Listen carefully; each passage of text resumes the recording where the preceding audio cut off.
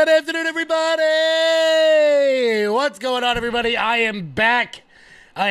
From my little vacation. So excited to be here with you guys. Monday, October 14th, 2024. Super excited to be here. I'm going to give you guys all the updates of where I've been, what I've been doing on my little 5-day tour around the East Coast. Got to meet some phenomenal people, some phenomenal young people. We're going to talk about all of that today. Also, obviously, today is Columbus Day, which you know if you have an Italian friend. We're going to go over all that because, we have to. We have to for some reason. People just can't stop telling you how Italian they are. We're going to get into all of that today as the media continues to freak out. The media is in full freak out mode. I'm going to show you interviews by Kristen Welker and Martha Raddatz that are going to make your head explode. Also, media elitism on full display. Media elitism is on full display here. Mika Brzezinski. Mika Brzezinski all but tells her viewers that they're idiots. Also, CNN decided that what they were going to do was, in order to fix the problem they have of black men not voting for Kamala Harris, that they were going to find one black guy. And of course, now that it's not Obama, it's always the same black guy. We're going to get into all of that. An awful story by Anna Kasparian from the Young Turks. We're going to get into that later on in the show. I do have some comments on it. An absolutely awful story about her that I wish didn't happen. I wish didn't have to happen. We're going to get into that. Also, the November surprise. The October surprise. As we, of course, here, podcasters all exist in the same space. Donald Trump is doing a big one, baby. The internet is going to break. Giddy up, let's go. Alrighty, guys, hit that thumbs up button. Share this video out all over the place as we are rocking, we are rolling. Let's say hello to everybody as we keep moving and grooving here. So, Thursday night, I had the pleasure of speaking at Georgetown University in Washington D.C. Got to meet a bunch of phenomenal young kids who are really doing some big things down there. A couple of them going to be working in the State Department. A bunch of them end up working on the Hill. So it was really exciting to go talk to them. I also did a phenomenal panel on OAN. If you guys are viewers of OAN, I was on Saturday morning. Really fun stuff there. Friday, I was with General Flynn in Pennsylvania.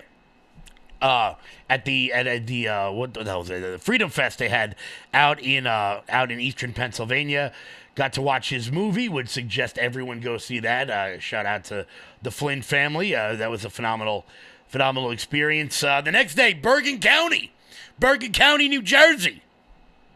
Vintage Little Gal, how are you? Got to hang out with you in North Jersey. Shout out to the America First Republicans of North Jersey, of course, headed up by my friend Mike Crispy. You guys did a phenomenal job. They had hundreds of vehicles out caravaning for President Trump. I was absolutely honored to be up there with them. And on Sunday, I was with a group of phenomenal patriots in Westchester, New York. As hundreds of vehicles turned out for President Trump there as well. It is so exciting to see people rallying all over the country. Mock this one. Hello from Georgia.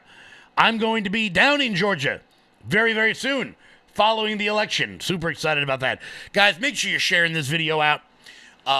Share the video out. Hit the retweet button. Hit the share button if you're watching on Facebook. Let's get after it, guys. 22 days. 3 weeks. 3 weeks, and we will know whether or not we have a country or not. We will know whether or not we have a country. Super excited about that. Yes, got to see Vintage Little Gal. Come on, Jackie. You know this is team no sleep over here. Right after this, I gotta go fill up more tractor trailers to send down to North Carolina. Dawn, if you'd like to throw the wish list in the chat as usual for anybody that wants to donate to to the Hurricane Relief Fund. I think we got 3 more trips going down there. I could be wrong about that number, but we got plenty more. So make sure you're hitting the thumbs up button, share the video out, and let's dive right on in. So all weekend, the media has been doing their damnedest to try to cover for the fact that Kamala Harris isn't popular. People don't like her. This is not hard to see if you go outside. This is not difficult to see if you leave the coast. I say that as somebody who is currently on the coast. People just simply do not like Kamala Harris. They don't like her on a plane. They don't like her on a train. But to some people out there, like Mika Brzezinski, who actually doesn't know when she's smiling because she's had so many fillers. To Mika Brzezinski, you see, it's not Kamala Harris, guys. It's you.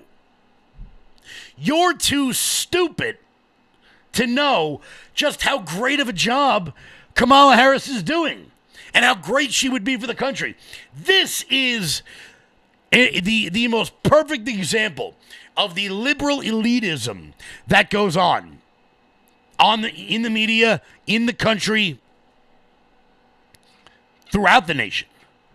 The people on the coasts, the metropolitan elites, they know better than you. Here's Mika Brzezinski basically calling everyone who watches her an idiot for not being smart enough to know just how great Kamala Harris is. Attitude, if you will.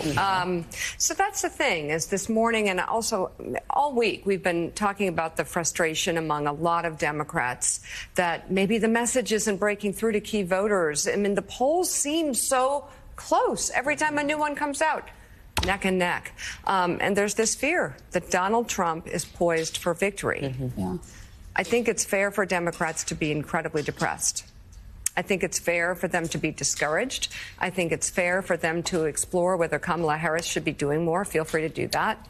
These things are all legitimate. I don't know what more she can do, especially given what happened, though, in 2016, because that was a trauma for anybody who loves this country, and a trauma that didn't end that day. Obviously, Democrats want to make up for lost time, as Kamala Harris has just days left to truly introduce herself to the American people. At the same time, it could be argued she's doing everything possible. Rallies with tens of thousands of people, talk shows, radio, late night TV, podcasts, town halls are next. You can't claim she's not doing town halls. Now, before we keep going on this, did you notice what Mika Brzezinski said there? She's doing rallies with tens of thousands of people, going on talk shows, and the producer had the SOTs pulled up for Mika Brzezinski's monologue. Nothing about what she just said is organic. Nothing about what she just said is like off the cuff and she's just chatting with Donnie Deutsch. They had the images pulled up and ready to go, but here she keeps going. She wants to debate. She's hitting the battleground states multiple times. She's sending her top surrogates out on the road for a 4-week blitz through swing states, including former Presidents Barack Obama and Bill Clinton, encouraging and winning over Republicans, including Liz Cheney, top military brass, top economic leaders, even members of Trump's own administration, trying to tell Americans that she is for them, the rule of law, the Constitution, that she's not a felon like her opponent, that she's not a con artist like her opponent, that she's not an adjudicated sexual abuser like her opponent, that she's not a person who devalues the truth like her opponent, that she's an honest broker who will do her best at this time of peril for the country. Obviously, Democrats want to leave no stone unturned, and the Democratic National Committee even has this new ad about the danger of the undervote or those who may vote for Jill Stein. Just 3% of the vote. Take a look. Jill Stein, Green Party candidate for president. So why are Trump's close allies helping her? Stein was key to Trump's 2016 wins in battleground states. She's not sorry she helped Trump win. That's why a vote for Stein is really a vote for Trump. Jill Stein, I like her very much. You know why? She takes 100% from them. I'm Kamala Harris, and I approve this message. So sure, offer up all the ideas of what more Harris could be doing in these few remaining days before the election. At the same time, it's actually you, the American voter, who needs to step up. Truly look at the choice before us. Listen to Donald Trump's speeches. Truth over lies, democracy versus fascism, or something like that looks like it. Your interests rather than revenge for Donald Trump's ego. The rule of law versus Donald Trump's lawlessness, kindness versus cruelty. If you are concerned about those things and are worried Harris could very well lose, well, do something. Get to work. As Barack Obama said in Pittsburgh last night, don't just sit back and hope for the best. Vote and help get out the vote. If we care about this experiment called America, the search for a more perfect union that has the possibility of being ever more perfect every day. Don't despair. Don't be discouraged. I mean, you can be, but don't just be. Don't just criticize. And women, I'm talking to you because this is about getting back our 50 years of rights so our daughters can be safe at the doctor.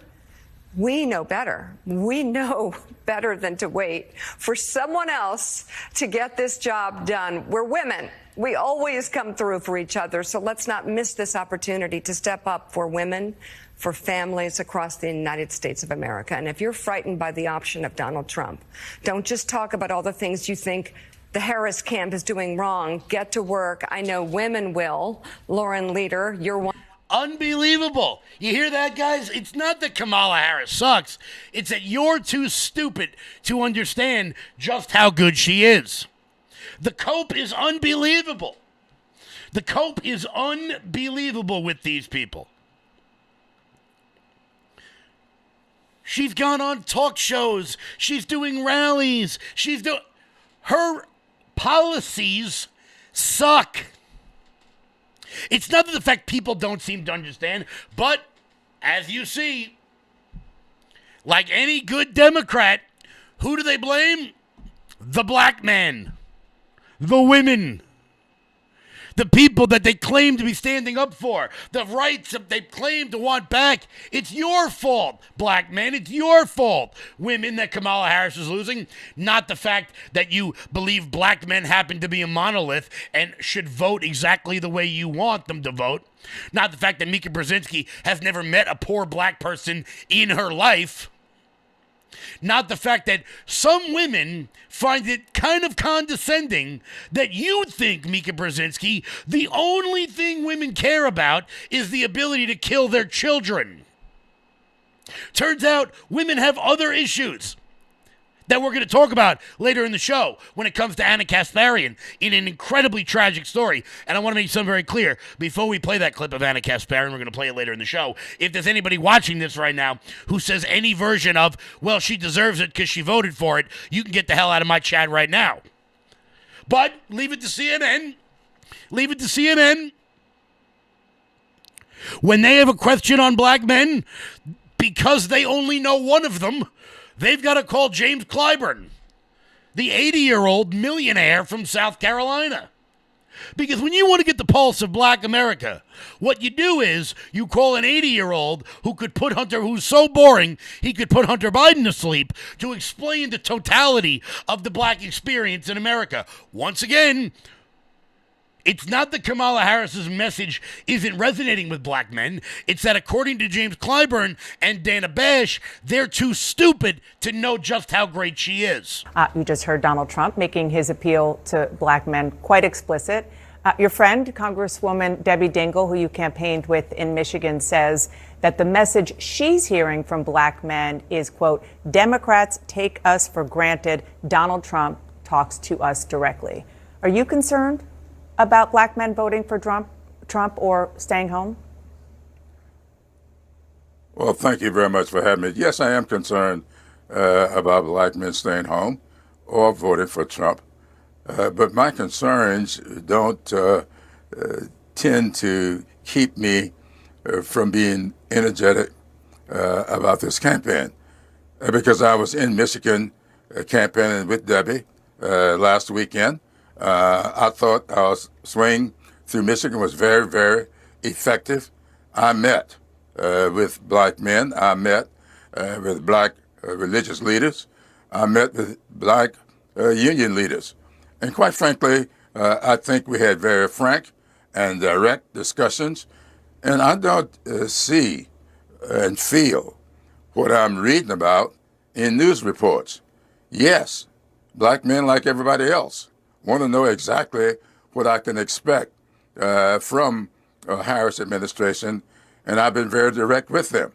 And I've also contrasted that with what they can expect from a Trump administration.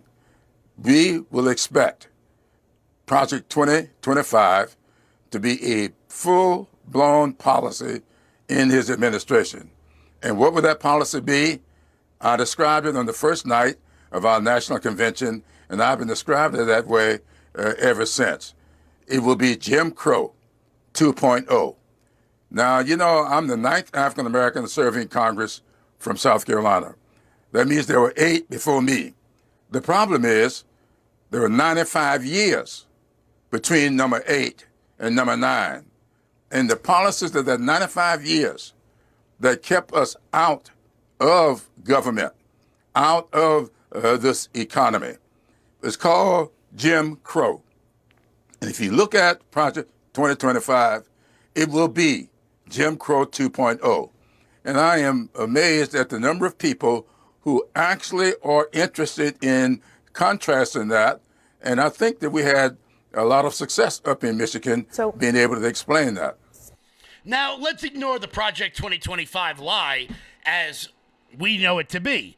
Donald Trump has nothing to do with Project 2025.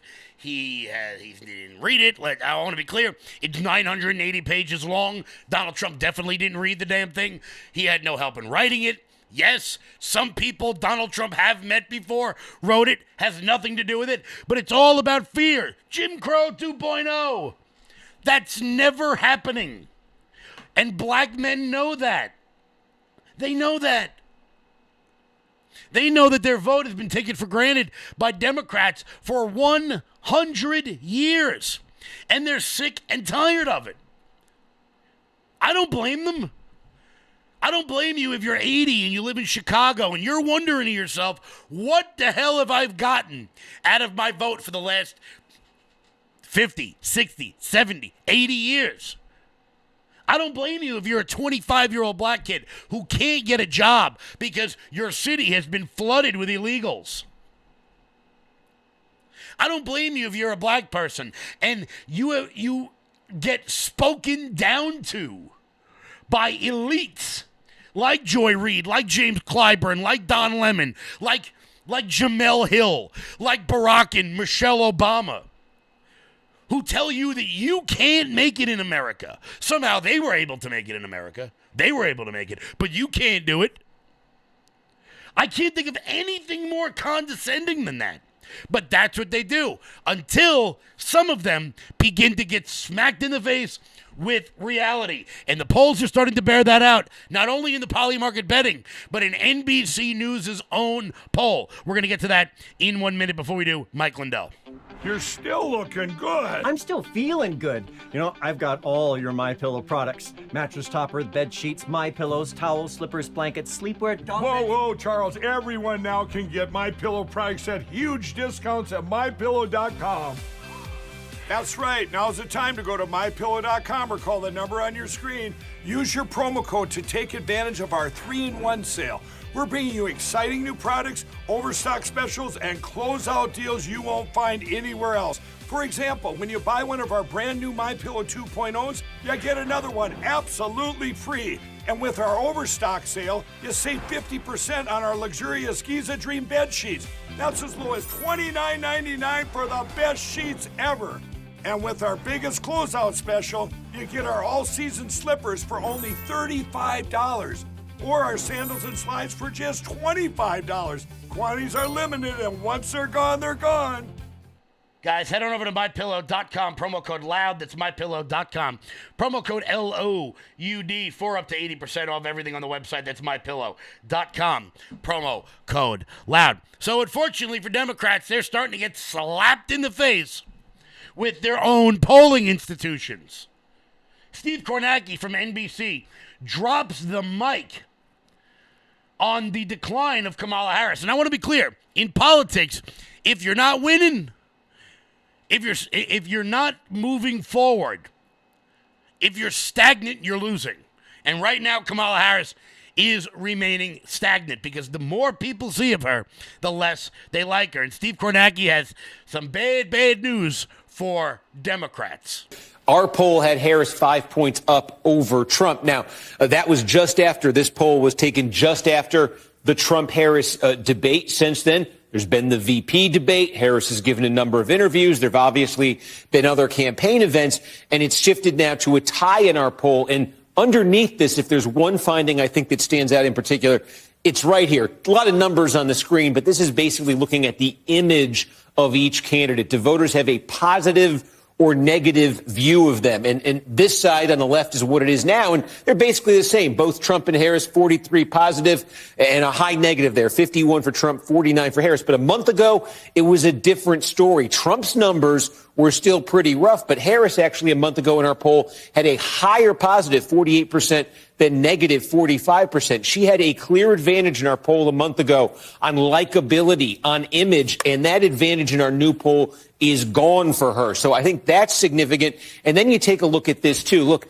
Harris remains a member of an unpopular administration. She's the vice president, and the president, 43% approval rating for Joe Biden in our new poll. It's one of the reasons Democrats kind of wanted Biden not to run was his low approval rating. And I think interestingly as well, we also asked this. We asked about Trump as president. Looking back, did you approve or disapprove of the job that Trump did as president? Retrospectively, 48% in our poll say they approve of how Trump did as president. What's notable is not only is that higher than Biden's current approval rating, that is a better approval rating than Trump ever got in our poll when he was president. So there's been a little bit of an improvement retrospectively in how people think about the Trump presidency. Also, just the atmosphere then for Harris, running as the vice president, the incumbent vice president. She's the third incumbent vice president to run in modern times. The other two, Gore in 2000, Bush Sr. in 88, their bosses, Bill Clinton in 2000, Ronald Reagan in 88, had pretty high approval ratings, 59, 60%. Bush won in 88. Gore didn't win in 2000, though he did win in the popular vote. Just a totally different atmosphere for this incumbent vice president, Kamala Harris. A totally different atmosphere. Everything points negatively to Kamala Harris. So the media has decided that they're going to take a new tact. They're going to take a new tact. And what they're going to do is they're going to just make things up about Donald Trump. Now we know. Now we know that they've made up Russia collusion, and they made up the PP tape, and they made up the whole General Flynn thing, and they made up Russia. They made up Ukraine. Now they're starting to get a little desperate here. Here is Kristen Welker of NBC News. You'll remember her. She moderated the debate, and everybody was pretty furious that she moderated the debate. And some people were like, Kevin, why are you upset about Kristen Welker? Well, it turns out that she, when sitting down with the current Speaker of the House, she decides that the pressing question, the thing that people have on their minds, the yearning desire of the American people, is what is Donald Trump's cholesterol? What? Speaker, that's what people are going to vote on. Just to be very clear, he hasn't released all of his medical records. He released 2 letters. Should he release the results of the cognitive test? It's unnecessary. He's on display every minute. So it's unnecessary. You can see that he didn't release his medical records. You don't want to know things like his cholesterol level, whether he's dealing with any issue that we may not know about, if he's going to be commander-in-chief. And he also said he would release cognitive tests. Listen to your question. Should he release that? The American people, Kristen, the American people don't care about the cholesterol level of Donald Trump. They care about the cost of living and the fact they cannot pay for groceries because Kamala Harris and Joe Biden's policies have put them in that situation. The medical records are irrelevant. Let's talk about things that the American people... Really? His cholesterol? I'll tell you what his cholesterol is, Kristen Welker. It's 120 over your sister's ass. How does that sound? His cholesterol? Imagine you worked your whole life to become the top news reporter at NBC News, and you're sitting down with the Speaker of the House.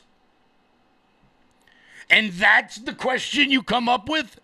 What is the president's cholesterol? Let me ask you, live chat. I'm going to put the live chat up on the screen. Does anyone here care what Donald Trump's cholesterol level is? Does anyone care? Is anyone even mildly curious about Donald Trump's cholesterol? Anybody? Did anybody sit at the kitchen table last night and they're fumbling through bills they can't pay and they're like, you know what would help me out right now? If I knew what Donald Trump's cholesterol was. I'm going to be honest with you. I don't even know what mine is. Who gives a crap what the president's cholesterol level is? Does anybody care? I'm dying. It's ridiculous. I'm dying right now. It's hilarious. Who cares? But, of course, chat, hit the thumbs up button, share the video out everywhere. We got big numbers today. Of course, they weren't the only ones. They weren't the only ones. That question was so ridiculous, I actually almost choked to death thinking how ridiculous it was. But she was not the only one asking genuinely dumbass questions. J.D. Vance. John Brennan, I like that. John Brennan, that's the next shirt. 120 over your sister's ass. That's the next shirt. That's hot to the presses right now. But it wasn't the only one. Martha Raddatz, I think she's at CBS. I don't even know. Martha Raddatz over at CBS decided to ask an endearing question of J.D. Vance and the fact that Venezuelan migrant gangs are taking over apartment complexes in Aurora, Colorado. Again, I mean, I've never seen a dumber question. She answers her own question and then blames Donald Trump for her answering the question. Here's Martha Raddatz, somebody who spent 30 years in this game, hasn't learned a hasn't learned a damn thing.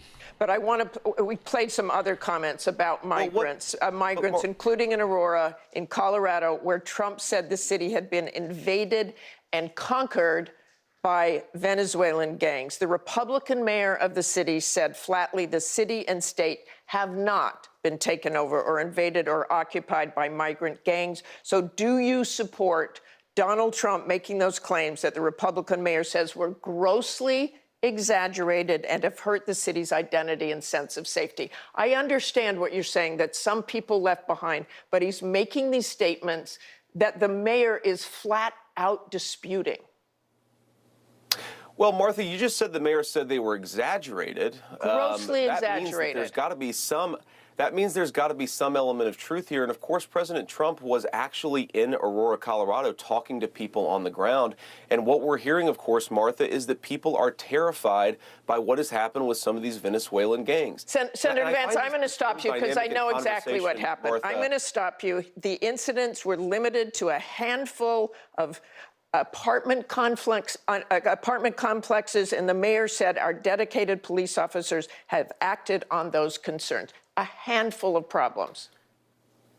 Only, Martha, do you hear yourself? Only a handful of apartment complexes in America were taken over by Venezuelan gangs, and Donald Trump is the problem and not Kamala Harris's open border? Americans are so fed up with what's going on, and they have every right to be. And I really find this exchange, Martha, sort of interesting because you seem to be more focused with nitpicking everything that Donald Trump has said rather than acknowledging that apartment complexes in the United States of America are being taken over by violent gangs. I worry so much more about that problem than anything else here. We've got to get American communities in a safe space again. And unfortunately, when you let people in by the millions most of whom are unvetted, most of whom you don't know who they really are, you're going to have problems like this. Kamala Harris, 94 executive orders that undid Donald Trump's successful border policies. We knew this stuff would happen. They bragged about opening the border, and now we have the consequences, and we're living with it. We can do so much better, but frankly, we're not going to do better, Martha, unless Donald Trump calls this stuff out. I'm glad that he did. Okay, let's just end that with they did not invade or take over the city, as Donald Trump said. I want to move on to just a few apartment complexes, no big deal. A few apartment complexes that the mayor did not seem was invading the entire city. So let me get this straight. How many Martha Raddatz, how many apartment complexes would be the limit? Okay, like what would constitute? How many apartment complexes would constitute a problem for you? Is it 1? Is it 5? Is it, it's just 10 apartment complexes? You know why Martha Raddatz doesn't care about those apartment complexes? Because she doesn't know anyone who lives in them. Because Martha Raddatz doesn't hang out with poor people. Hello, you peasant down there. I can't see you from my ivory tower. Is everything okay? Shall I throw you some bread? Like, this is how these people operate. Right now, I'm going to give you a perfect example of this. Let me pull this up real quick. I'm going to show you in real time how big of frauds these people are. If you put on channels, New Yorkers, put on Channel 7 right now. Put on Channel 7 right now. Because right now, Channel 7, very obviously, is covering the Columbus Day Parade. As one would think they would. It is Columbus Day in New York. It's a very big deal here. However, on their Facebook page, ABC has decided that it's going to celebrate the importance of Indigenous Peoples Day. Here it is. Here it is. Here's their Facebook post. Indigenous Peoples Day. Now, why are they doing both? I'm going to tell you why. Aside from the fact that they are frauds, the reason they're doing that is because young people who believe in Indigenous Peoples Day are on social media, but boomers who believe in Columbus Day, they watch television. So right now, if you're 23 years old and you don't watch linear TV, you have no idea that ABC Disney is promoting Columbus Day. And if you're 80 and you're not on social media, you have no idea that ABC is at the same time promoting Indigenous Peoples Day. Both cannot exist. You cannot celebrate a colonizer while also celebrating the people he colonized. You got to pick what you can't have. You can't do, this isn't a 6 of one, half dozen of the other sort of situation here. But don't worry, everybody, because Kamala Harris is on top of it. Kamala Harris has got you Italians, my paisans out there. And Kamala Harris has got your back, which we'll get to in just 1 second. The biggest benefit, honestly, has been with my skin. Skin was more hydrated, more radiant. This is the best superfood that you could take. It has all the essential nutrients you need for your skin, your gut, energy, focus, mood, performance. My hair has gotten so much thicker ever since taking this. I used to have a probiotic, a green juice that replaced it all with this Armra Colostrum. It is amazing. You gotta take it. If you want to try it, try armra.com.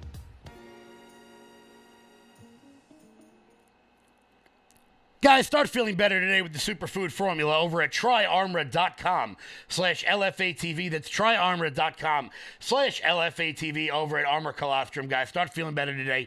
Get 15% off your entire order and free shipping when you use promo code LFATV, guys. That's tryarmra.com/LFATV. So don't worry, guys.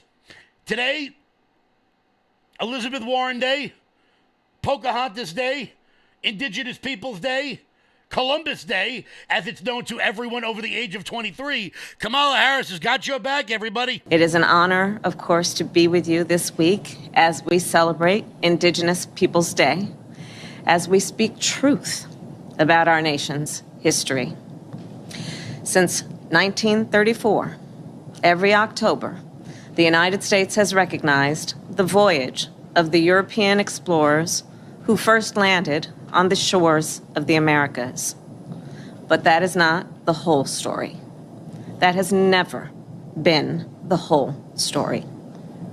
Those explorers ushered in a wave of devastation for tribal nations, perpetrating violence, stealing land, and spreading disease. We must not shy away from this shameful past, and we must shed light on it and do everything we can to address the impact of the past on Native communities today. All right, a couple things here. First off, that's not what happened. That's just flat out right there. However, who is she courting with this vote? Who, with that speech, did she gain that she didn't already have? 22-year-olds who are out there chanting for Palestine and indigenous people? That's number one. Number two, quick question. What the hell is an indigenous person? I was born here. Am I indigenous to the land? I think so. Are you celebrating me? I don't believe you are. Number three, it's not like the Indians just fell out of the sky. They actually migrated here through Russia over the land bridge back during the Ice Age. So are they immigrants to the land too? Perhaps we should all leave and give it back to the buffalo, who I assume got here somehow, some way. But nobody told Kamala Harris what happens when you go after Columbus Day. Nobody told Kamala Harris that when you go after Christopher Columbus, not great things happen.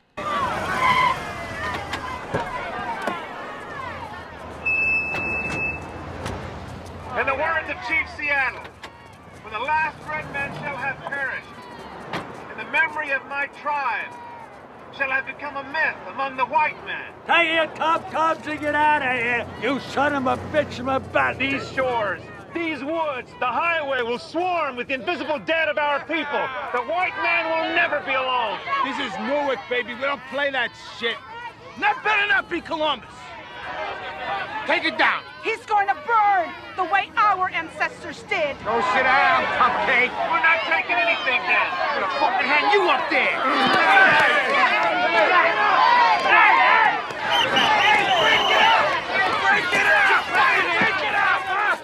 Hey, we will make arrests. What the fuck is this, Joey? They get a permit, Sil. Everybody, come on, let's go.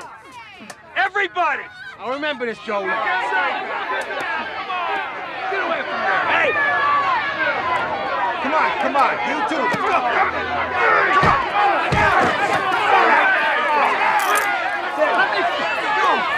All right, we gotta go. Now, obviously, that was a scene from The Sopranos, which I'm sure will upset some Italian Americans, but get a sense of humor, paisan. Right now, the Columbus Day Parade is actually a lot of fun. The food is spectacular. If you guys are ever in New York, you should absolutely go to it. But Kamala Harris has no idea what the hell she's talking about. And that is why her votes continue to go away. But the liberal media elite, they don't stop. They keep pushing. In just a minute, I'm going to show you a clip of what J.D. Vance did to some no-name reporter at the New York Times, which I'm fairly certain is illegal in several states. The ass whooping he gave that one. Before we get to that, guys, head on over to lfatv.us. That's lfatv.us. See, look, the Italians are getting mad. The Italians are getting mad that I used The Sopranos. It's the best show in TV history, okay? I could use it for everything. It's like Seinfeld. All roads lead back to Seinfeld. Everybody knows that. Guys, head on over to lfatv.us. That's lfatv.us. That is your home base, your mothership for all things LFA-TV related, guys. Check out the LFA TV store. While you're there, consider becoming a monthly donor to lfatv.us. That is the best way to help out this network so that we can keep bringing you guys this hilarious content that you guys love so much here at 1 p.m. It keeps all the lights on, baby. Keeps all the lights on. Keeps all the lights on, guys. Hit the thumbs up button. Share the video out. I didn't say hello to anybody yet today. Jeanette, how are you? Angela, how are you? Cindy, what's happening? Mike Teenan, how we doing? AC Knight, how are you? Everybody in the chat. Marissa, hello. I want to thank everybody for always sharing this show out. Callie, I got to call you. As always, we haven't talked in like 3 days. That's kind of weird. Let's see, Vintage Luga, who I got to hang out with this Saturday in Bergen County, New Jersey. It was an awesome time. Got to see everybody. Sly, what's happening? Noodling, how we doing? B.A. Palumbo, how are you? How are you? Want to say hello to everybody so much. Many people here. Barry, how you doing? I miss you, Barry. A lot of people have been asking about the Madison Square Garden rally. There is no new information on that. Yeah, you'll be the first one to get it to me. Oh, you know what? I'm taking a screenshot. Hold on. I got to take a screenshot of what she just said in the chat so we can laugh about it later. Let's see here. What is this? Boom. There we go. I got to take a screenshot of that. There we go. Got to take a screenshot of what Callie just said. She's going to enjoy that one later. There we go. Boom. There we are. So, guys, once again, hit the thumbs up button. Share the video out all over the place. Oh, there we go. Boom. Let's keep on moving and grooving here because J.D. Vance sat down with the New York Times and didn't go very well. Did not go very well for this New York Times reporter. But this is what needs to happen. When Kamala Harris goes on Stephen Colbert or The View or Howard Stern, she's not reaching any new people, okay? She's not reaching the people that she can push back on her ideas. But when J.D. Vance sits down with the New York Times, when he goes on Martha Raddatz and says, what the hell are you talking about? You're okay with some apartment complexes being taken over by illegal immigrants? When J.D. Vance sits down with the Times and basically just has fun with her. I mean, this is like playing tennis against a child right here. The reason that there is a housing crisis is that not enough houses have been built. And that we have 25 million people who shouldn't be here. Well, I mean, this is the thing. I think it's both. I know you do. I don't think that many people who look into this agree with you, but about a third of the construction workforce in this country is Hispanic. Of those, a large portion are undocumented. So how do you propose to build all the housing necessary that we need in this country by removing all the people who are working in construction?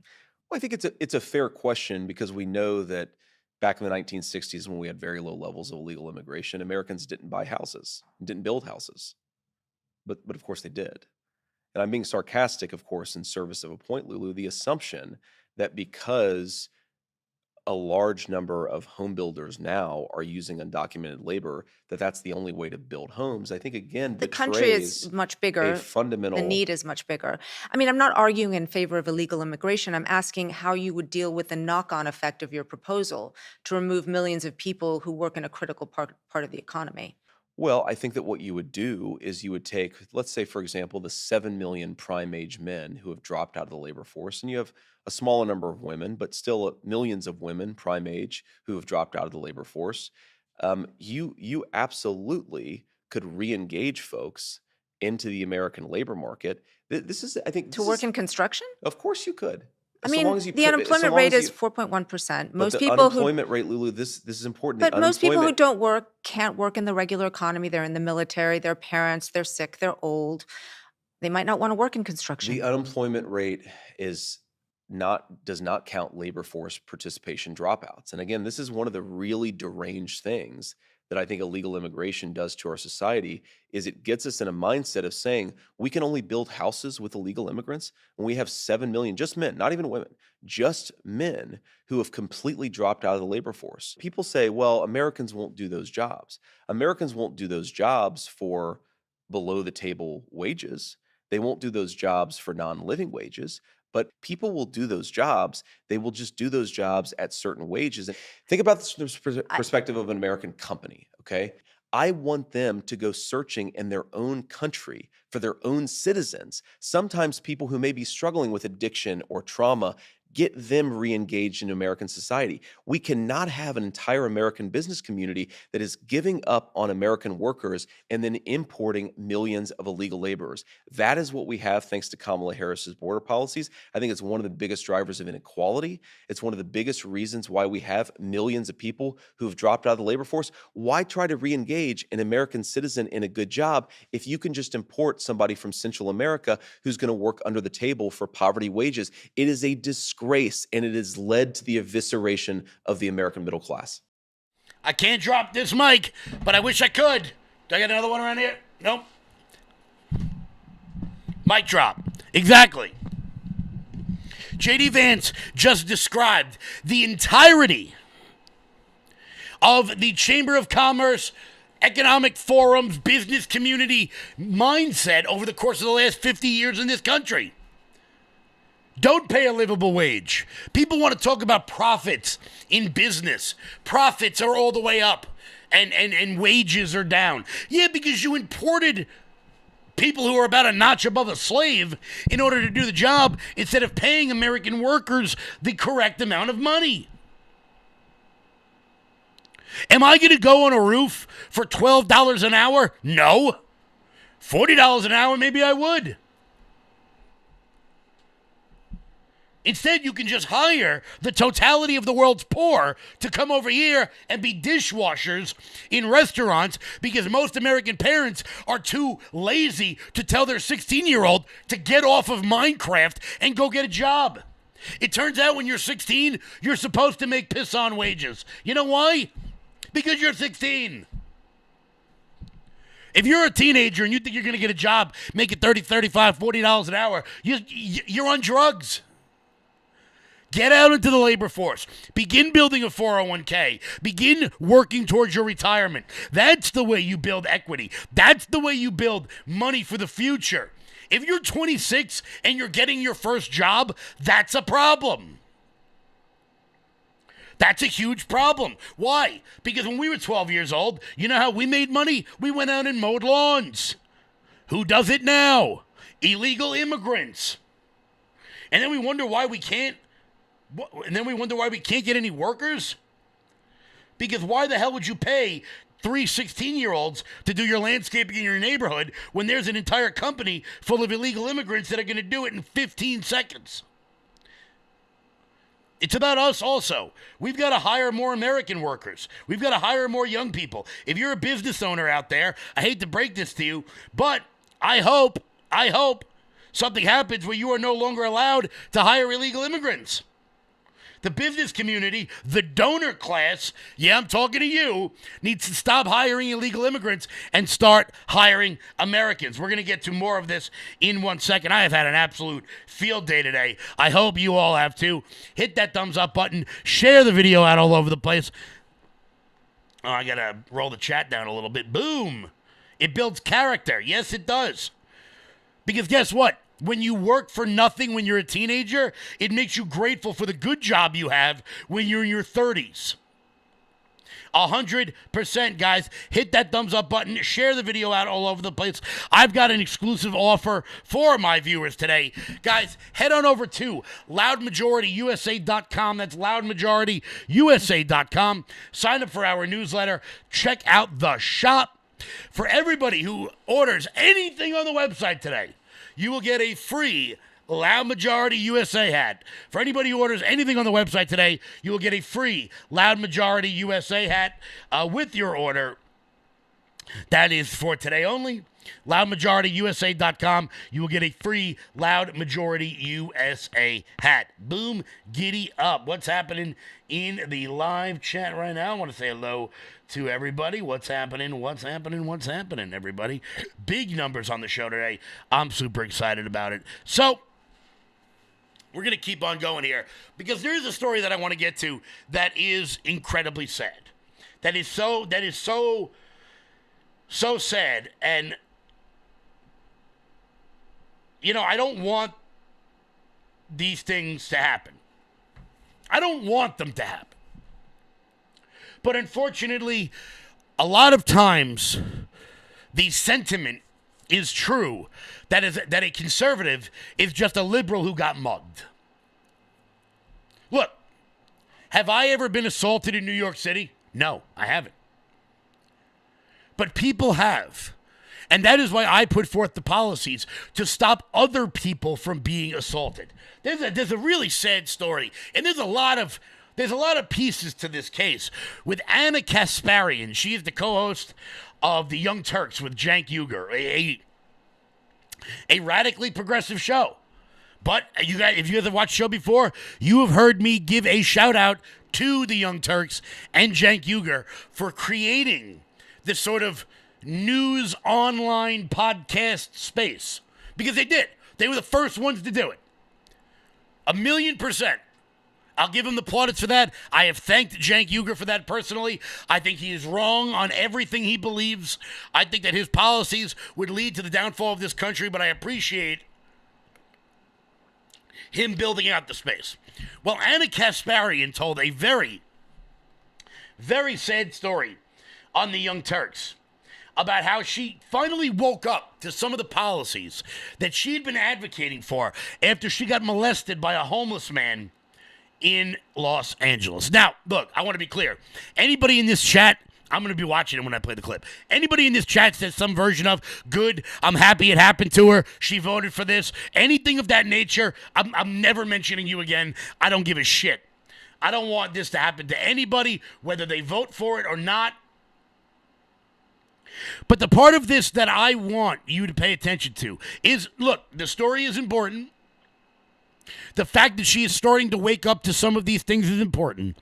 But I want you to pay attention to the very end of this, where she discusses the liberal reaction, the leftist reaction to her telling what I have to assume was a very tragic story about what happened to her personally. In 2022, it was around March. I was walking my dog. It was not quite dark yet, but the sun was setting.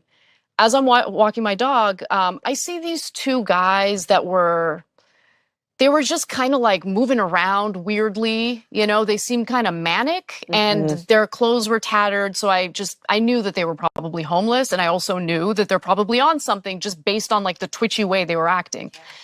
But living in LA, I mean, there's homeless people everywhere, right? So I've never had problems. I didn't think anything of it. But as I was bending down to pick up my dog's mess, one of the guys like grabs me by my hips and he had an erection. Oh God. And just starts like humping me. And I didn't know what to do. Like I was terrified. I didn't have a weapon on me. Yep. Like I had no way of defending myself. I didn't know how far it was going to go because it's two guys. I'm by myself with my little dog. It was one of the most terrifying things ever because I'm pretty good at defending myself. In that moment, I just knew there was no option. No way. Yeah. Yeah. And luckily, he stopped and they just laughed at me and walked away as they were laughing at me. And so there was the fear and then the humiliation and weirdly shame. Like I felt ashamed for some reason. And it was awful. And it was really taking a toll on my mental health because I have to walk my dog, right? So at least 2 or 3 times a day, I'm going outside kind of scared. And so I opened up about this on the show, not really thinking much of it. And before I knew it, I'm starting to get these messages and it's like really, really harsh stuff. And it's about how you are painting a picture of the homeless community. You know, how could you be like this? You know, these are your unhoused neighbors and they need help. A few people accused me of being racist when I had never disclosed the race of the individuals who did this to me. And in fact, they were white. And so like when they started accusing me of being racist, I'm like, wait a minute. Why are you assuming that the people who did this? Of course. Yeah, like, I think you might have a problem here. Exactly. Yeah. And that woke me up. That woke me up because I'm like, oh my God. They eat their own. It's a shocking thing that she went through. And I feel bad for Ana Kasparian. I do. I don't want that to happen to anybody, no matter who you vote. Yeah, that first off, the fact that there wasn't some guy on the street who saw that and beat the shit out of those guys is beyond me. But the reaction from the left accusing her of fault for very obviously being a victim here. This is how these people think. Look, I could disagree with Ana Kasparian on everything she believes in. But and there was more of that. That went on for another 2 or 3 minutes with Jillian Michaels, the fitness guru, whatever you want to call her. That went on for 3 or 4 more minutes of her giving example after example of how members of the left, her own audience, made her feel bad for being accosted by two homeless men in Los Angeles. This is how these people think. This is not the first time that a backlash of the left has happened to Anna Kasparian. Very recently, she came out against a ridiculous law in New York. The bail reform law. For my New Yorkers out here, you'll know what I'm talking about. The case in Amityville, 3 miles from my house, where people were released without bail for dismembering a corpse. And Anna went on a tear about how could we do that? How did we go from no bail for smoking weed in the park to cutting up a dead body, not bail eligible? She also got into it with the left, where she very proudly and very obviously proclaimed that she has no intention of being called a birthing person or a menstruator or anything other than the very obvious name, a woman. The left will continue to eat their own. And if you're watching this, if you're one of the lefties who watch this show and they haven't come for you yet, they're going to. It's only a matter of time. Guys, we're going to wrap up on that one. I want to thank everybody so much for tuning in. Today was a lot of fun. Once again, shout out to the crew up in Westchester who ran an amazing rally yesterday. Shout out to the America First Republicans of North Jersey, headed by Mike Crispy. If you're out there from NJ.com, I want to say happy Columbus Day and vanabla, buddy. Guys, I'll catch you guys back live tomorrow. Until then, everyone, stay loud.